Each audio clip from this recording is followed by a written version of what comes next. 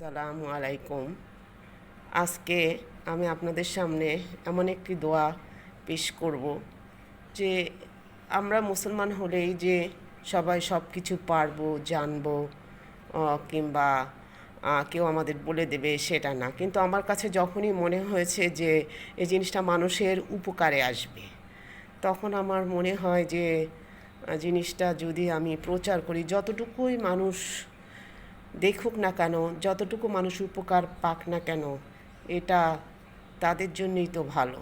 যাই হোক, আমি এটা দুইবার বা দুই খণ্ডে বলার চেষ্টা করব, কারণ আমি আরবি উচ্চারণ দেখাবো এবং মানে বলবো এবং ফজিলাত বলবো।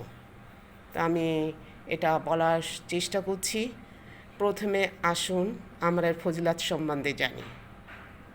দোয়ার হেডিংটা আপনারা দেখলেন, সর্বমুখী ভালো দোয়া বা জামে দোয়া।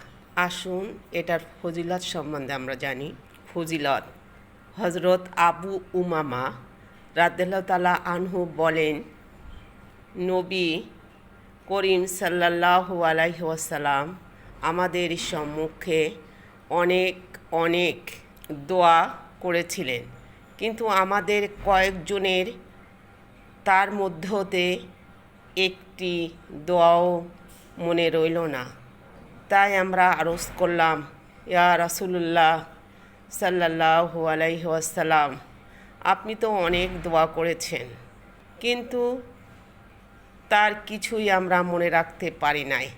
তিনি বলেছেন, আমি কি তোমাদিগাকে এমন একটি দোয়া শিখিয়ে দিব যা আমার সমস্ত দোয়ার উপর পরিব্যাপ্ত, যা আমার যাবতীয় দোয়াসমূহকে অন্তর্ভুক্তকারী।